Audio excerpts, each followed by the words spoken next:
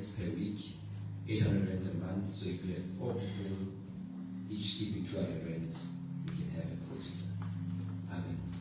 We had a wonderful time. The person was kicked on Tuesday. It was power pants. Mngomezulu came with full splendor. It was full cargo on Tuesday. It was just wonderful. And the saints went to invite people. Everyone was an evangelist before we even started preaching. It was so beautiful. It was so nice. We want to invade Riverside. We want to invade Riverside and plant a home cell there. But all a good time. Zechariah 1:7.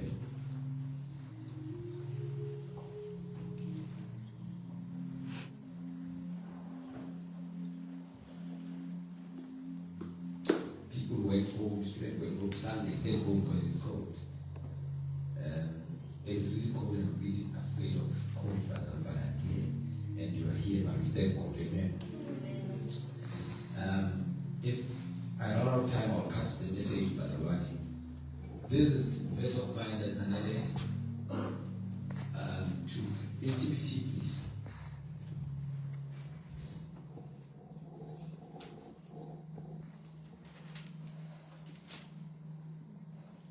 What's my verse now? I don't know where's that verse. I can overflow. Oh, 70 verse.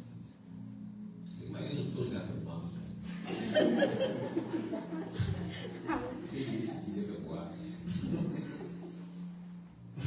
That's the difference between a mature preacher and immature preacher. When you are mature, you press it. You force people to tell the relationship more.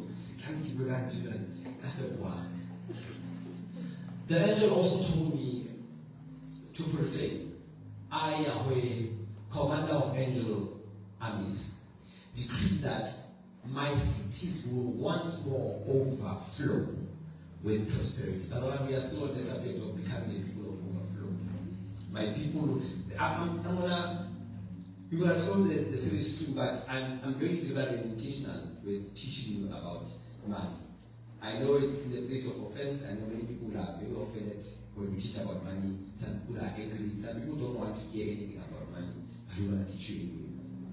Let the world teach you about money, and the only thing you know about money is what the world interprets money as, or wealth. Amen. Yeah. So my cities will once more overflow with prosperity. So you realize that what God brings prosperity does not bring enough prosperity. He brings one that overflows. Amen. And God says, I will comfort Zion once again and claim Jerusalem as my own. So this overflow will come and bring comfort. The first thing that the overflow comes to bring will be comfort. Amen. So we're going to teach on this. We're going to teach on the fact, or the reason why people are not, or many people are not really experiencing overflow. Many people are not experiencing expressions of overflow. Are not experiencing the phases of overflow. Are not experiencing overflow in essence all around in their lives. Amen. Many people are coming to church. Many people are giving to church, honor to God. Many people are praying to God. Many people are hoping in God that things will come right in their finances or in their worlds at the moment. And I want to say the primary thing that makes people rich is not prayer. I will tell that. Yes. It's not prayer. Prayer has what? So your spiritual life or your life holistically is made up with different doors. And these doors are made up with different padlocks or keys. Which means not one key is universal. Amen. Every door, every key has got a door you can open. That's why you can't use singing for work to get work. I feel that right. You can't use coming to church for you to acquire wealth. That makes sense. So there's fellowship. There's one thing that fellowship does. There's one thing that prayer does. There's one thing that worship does. That's why you must do all the things, but just know that there's no universal key. Right? Well, the only thing that is universal is being in Christ. Being in Christ puts you in a position to get your prayers to become effective. Amen. I hope you know that if you're not born again and you you want things that belong to the people who are born again. Even if you're doing right and the heart is good and all that, you can achieve maximum results if you are outside Christ. Does that make sense? There's a man that Peter is sent to preach to. This man was a good man. He was a giver, right? He had plenty. He was giving, and he was also praying as he gives. The Bible says one time Peter is in Joppa, I think, and he's praying in the upper room. As he's praying, a cloud descends, a white cloud descends from heaven, and he starts seeing animals. Then we call it 5 animals according to the custom of the Jew. And then the voice says to Peter, take and eat. And Peter says, I will not eat what is defiled. You see, Peter is still trapped in the law. He says, I will not eat it, and I will not take and eat. And the cloth leaves, and then he comes back again, and the voice says to him, take and eat. And Peter denies again. Right? Now, knowing that vision had a lot about Gentiles that it has to do with eating food. You see, Gentiles were not part of the Israelites, were not people that salvation was primarily for.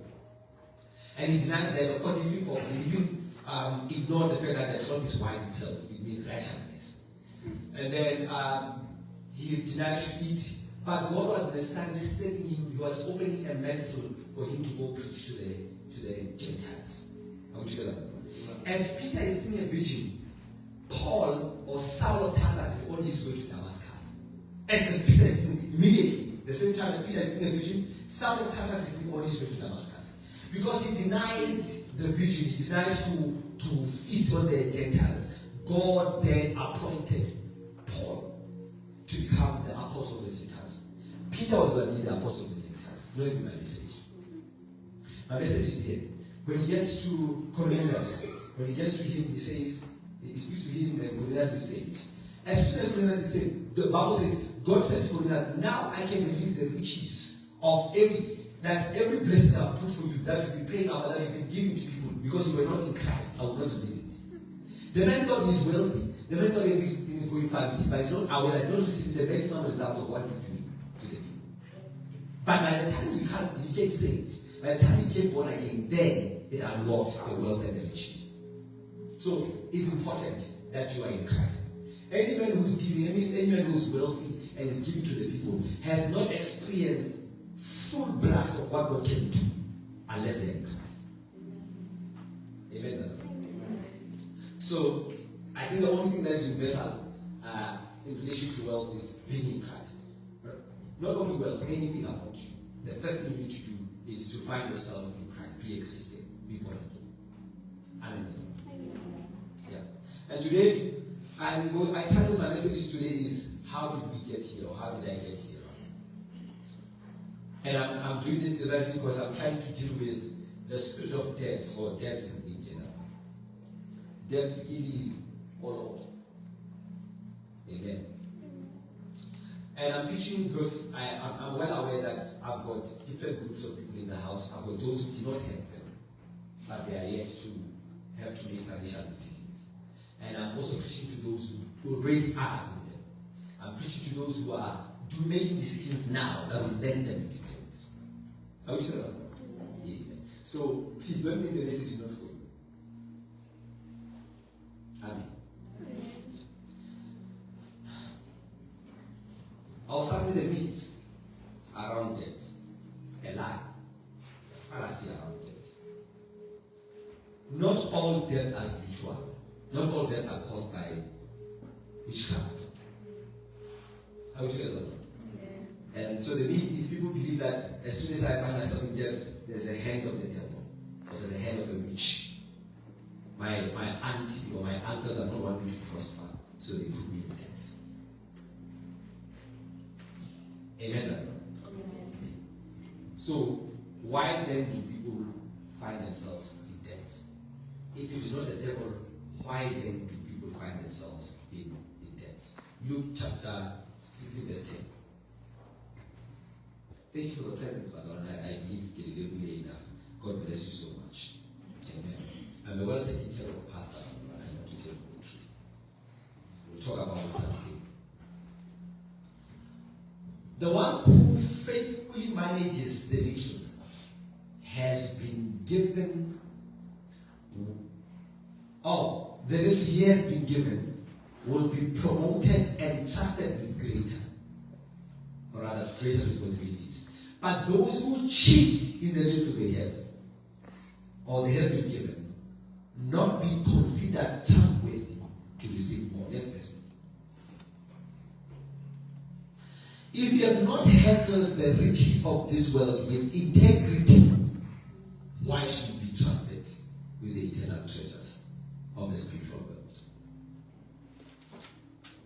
If we believe that God, as spiritual as He is, can give you money, He expects you to manage the small money that you have. Many times people find themselves in debts because of stewardship. It's because of mishandling the little, because it's little in your eyes. Right? So they mishandle the small money that God puts in their hands. In return, they can't be trusted with more. So people find themselves in debt because the little they have, they mishandle. In return, they will have to go borrow somewhere to add on what they've misused. Are we together? So we are expected that with the little that is committed in your hands, you are expected to be faithful. You are expected to steward it well, to manage it well. Very well. Amen. If you want God to trust you for more or with more, you must manage well the money. And the first sign that you are managing well is that you don't chow the whole money to yourself and by yourself. The first sign or the first method or the first thing you need to do in relation to managing well is to give God what belongs to Him, although the money comes from Him. Amen. You give God what belongs to Him. Having given God what belongs to Him, then with the money that is remaining, you do what you have to do.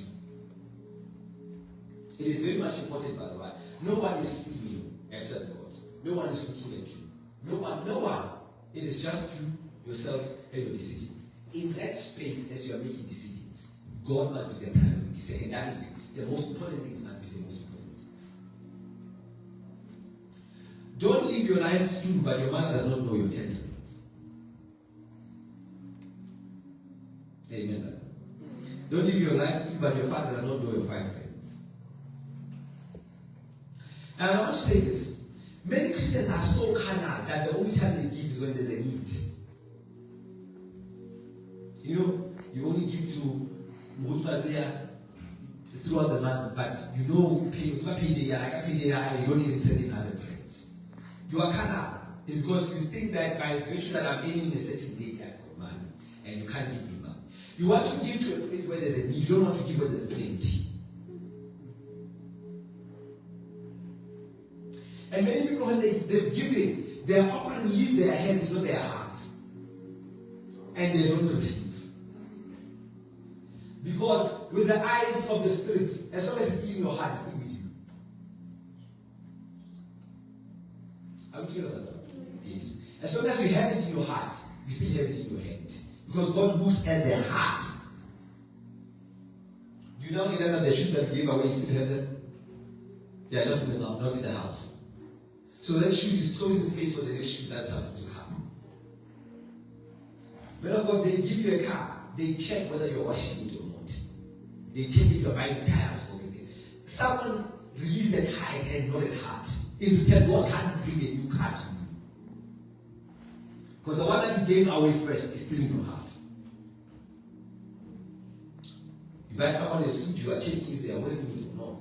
Is it still with them? Did they give it away? I know that I'm the most difficult person to give to because I'm risky. You can give me today, tomorrow you see worn by someone else. It will help you. Especially if you release it with your hand, not in your heart. My mother would buy something and say, I said, when you give, release from the hand, but also release from the heart first. Don't own it. But it's not about you. I'm answering a question, why have you not received, although you obeyed God? It's because you still have it. You still own it. It's not with you, it's with the next person. You still own Amen, that's all.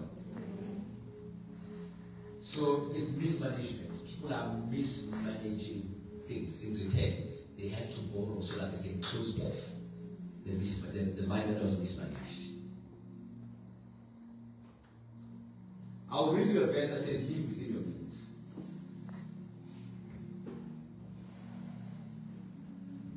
Amen, Pastor. So let's manage well. If you have not handled the riches of this world with integrity, why? So God uses the riches of this world to measure if you can handle the spiritual riches. It says he firstly releases worldly riches. And so worldly riches precedes heavenly riches. But because before God releases something permanent, he will release something temporary first to detect and discern your heart. Some people even today, their salary remains the worldly riches because every man God is trying to see. Every man is trying to see. Each and every man is trying to see. He's trying to test you. He's trying to see if this person can be faithful and loyal with this worldly riches because I want to release the heavenly riches. I want to release something that will last this person forever. There's a point that we can all come to a point of not praying about money or money, where money just comes. As long as the money is released from the hand and from the heart with integrity. That is why when I talked about tithe, I said, in as much as you're going to receive from your tithe, but it has a lot to do with your heart posture.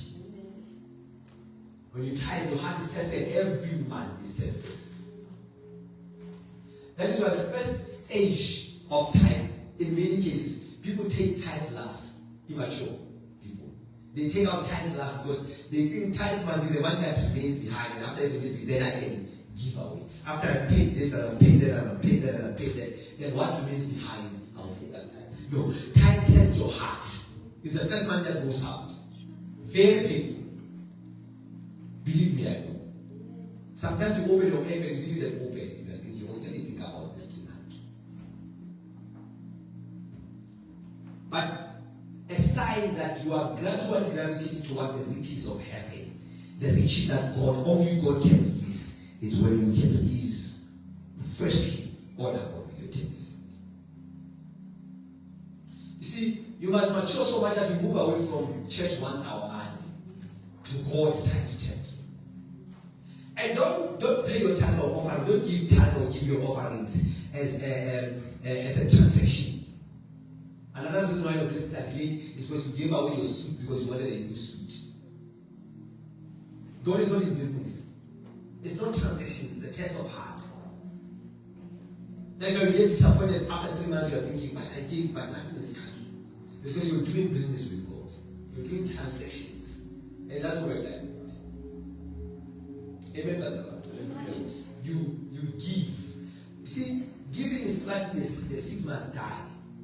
But the reason why your crops are not growing is because you put a seed and tomorrow you are coming from the same land you are digging out your seed. You want to check if it's growing or not. You must leave it there. It must die. Only then it will bring you more seeds and something to eat. Amen, Pastor? Management or stewardship. You must manage well your funds. Manage well your money. And your money is safer when it's with God than anywhere else. Amen, Pastor? It is safer with God than anywhere else. When your money is with God, it's much safer as compared to keep your money anywhere else.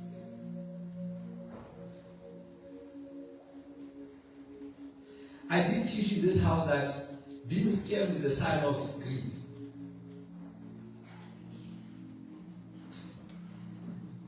Yes. Because you actually want more quickly. You ignore all the red flags. You look at the target, you never look at anything else. You quickly want this. It's a sign of impatience, of course. Amen. The second reason why do people get in debt? Proverbs 22 verse 7. Proverbs 22 verse 7.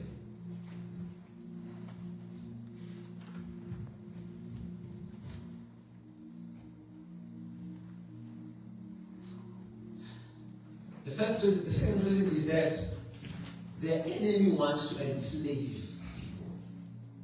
So this is where the devil steps in. He wants to enslave people. He wants to get people poor. He wants to find you poor. So he's got to put you in debt so that you are enslaved. So here, listen to what the Bible says. If you borrow money with interest, please, New King James, you need to call it business stuff.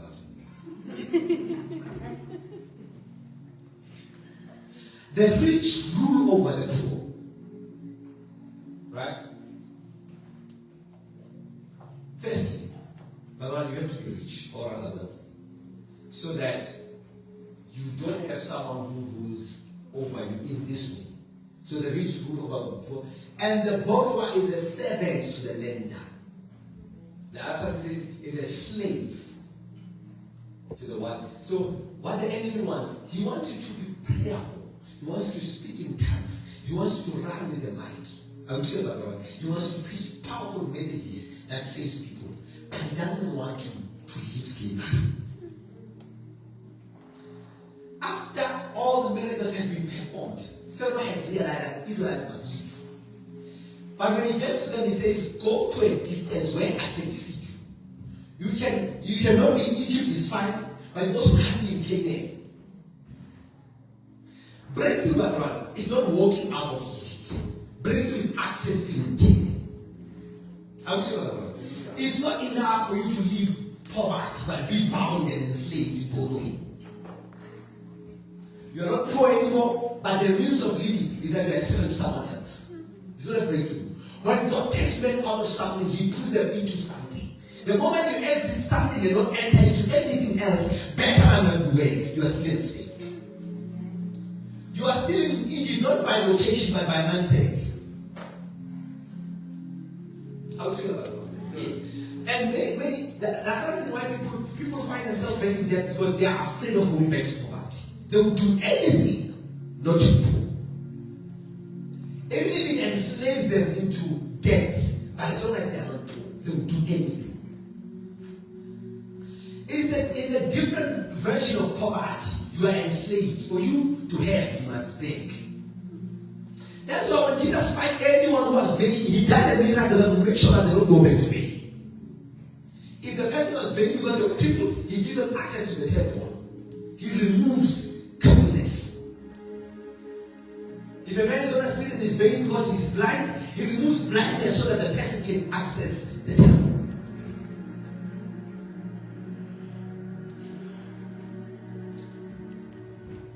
The borrower is a servant to the one who lends. We are servants to banks. Trust me. We are servants to. And let's go beyond money. Whatever you need to borrow for you. If you need to borrow clothes for you to look good, you are a slave to government borrowing for. Yes. If you have to borrow a calculator or a laptop to do your assignments, you are a slave to that. I think I'm doing good. Students are smiling. If you don't have that textbook, if you don't have that, you are the most of the borrower is a servant. So you are a servant, even if you just nicer than the person who borrows, you are a servant to that. Because that person determines when do you have what you need. I know we are seeing freedom and liberty in Christ, but it's not our reality. We have not been able to strike the chord of being successfully free from bondages. I'm not ignorant of anything, but the truth of the matter is God wants us to come to a point where we don't have to borrow money anywhere else. He wants us to come to a point where we are lenders. The Lord said the world will lend from you. The people will come and lend from you. They will borrow from you. So we have to come to a point where even the church and the church as we are lending here, we are paying rent, we are enslaved by our landlords. We are a free church that is preaching liberty, but actually we own our own property. We can only make our own rules. Do you know that if we can fill this hall, the whole hall, we can't break this walls? Because we're not the ultimate voice. You know that our families can't gather because we don't have a space. If we want more space, we must pay more money.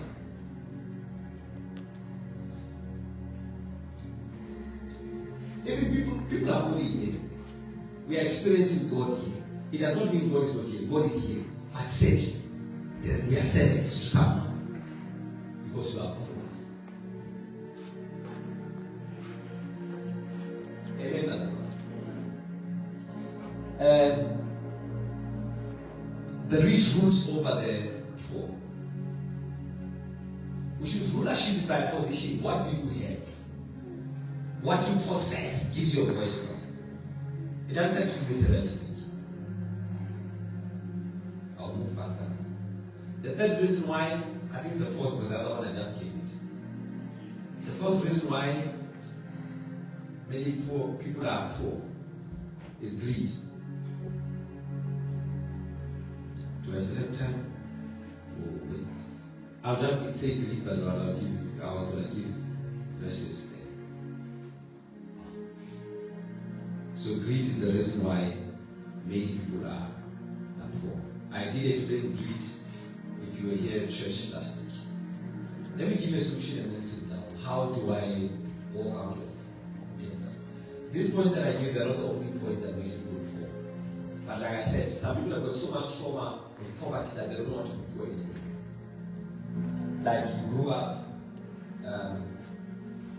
so this is how people get into debts. Poverty teaches you that everything must finish.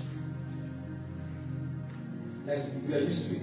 You can't run through the whole month with the same bag of behavior. Like you're programmed. Like electricity must finish, salt must finish. Like when you have $1 million, you want to finish it. Because you are programmed that everything must finish. If it doesn't finish, it's not comfortable. It's not. Doesn't make sense. Yes. It programs you that you must always live in lack. Right? It programs you that if you buy 5 pair of pants, you must wear them the same week and finish them off. At the end of the week, you don't have anything else to wear, anything else to wear, because you wore everything. So poverty trains you and teaches you that. Oh my God, do you relate to that? Do you realize that poverty will teach you, or you will master in borrowing? You will borrow even when you have. Because your mother will teach you and train you how to take a bowl and ask for meal the next door. And when they attack the next door, you must go to the next door. And when they attack, you must go borrow salt somewhere. You even know the language, the jargon. Music not a pasela.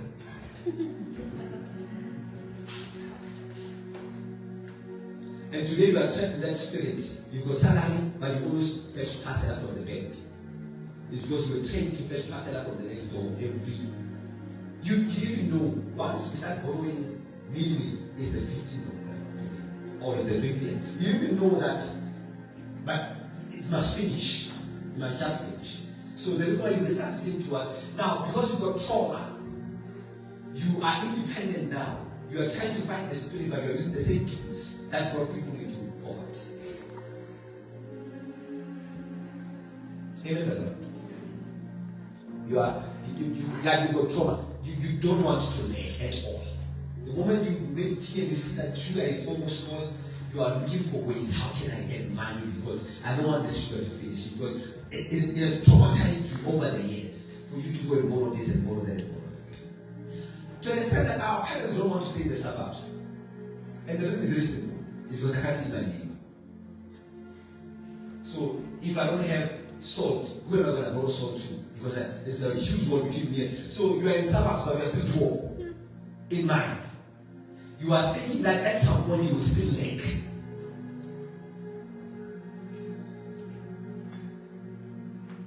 Amen. Poverty will make you, or lack, will make you to keep relationships you don't need. You really want to walk out, but there's something else with you. You're wondering, what if one day I lack petrol? And this person is so useful in my life. You don't care of how much the person is costing you and what they are costing you. But I make mine so that it's there for your gospel. Otherwise, it's so impossible to live and be this gospel when you're not the one who's making decisions. Some people are caught in that spirit that the riches are ruling over. Your father is the one who's paying your fees, so you must worship their God. It doesn't matter how much we preach for you here. It doesn't matter how much you know. You need a certain level of boldness and of strength and of tenacity to live for God in the presence of those who are feeding you. Have you heard that the herd that feeds you determines everything about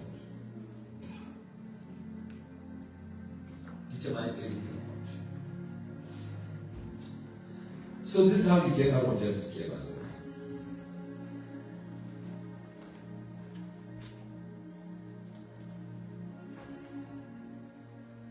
Romans 13 verse 7.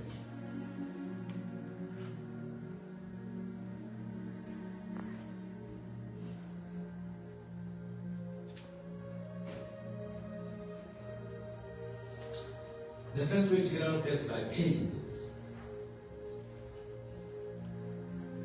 Amen. It's by paying bills.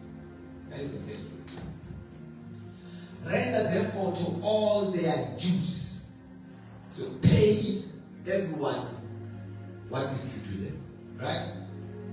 Their taxes, to whom taxes are due, customs to whom customs are due, fear to whom fear is due, honor to whom honor is due. Next verse.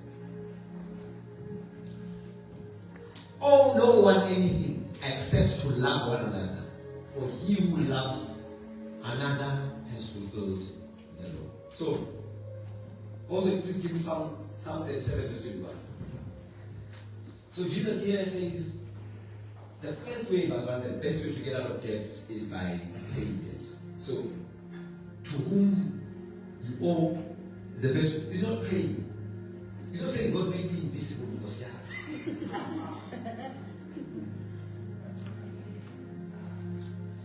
I wish we had time as well. I wanted to share my tips in relation to this because this subject is very personal. Prayer does not move debts. Trust me. Fasting does not remove debts. In fact, that day, the day you prayed, is the day that they're going to call you. It's the day that they're going to send you a text. Do not be so good and master so well how to avoid paying. Master so well how to pay. It will give you freedom. There's a level of being prayerful that you will not reach as long as there's things. You don't know. You go to God and in the middle of the prayer you remember, oh, yeah, but don't text that one. And then when they send you a text, their whole prayer is wasted. Or maybe say this, you've not been where I've been. The wicked borrows and does not repay. So we're going to classify people now. I also want to classify yourself. Even TFG. Even rage. Am I coming now? The wicked borrows and does not pay. If you take shoes and you don't pay very well, you can't.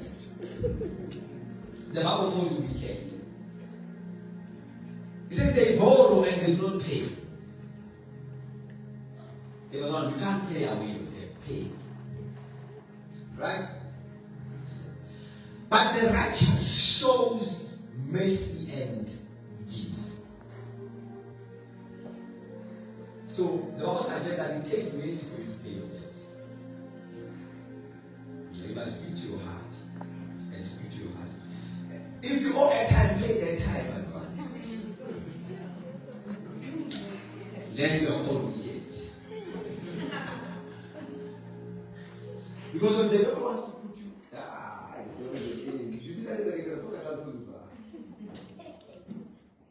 yeah, but I'm posting what. Because when the devil wants to put you in trouble, they are not start with big trouble. Are we together? He starts with a small trouble. He starts with, he must massage you. He must get you comfortable with taking debts. He must get you okay. Amen, but I mean, we should close here.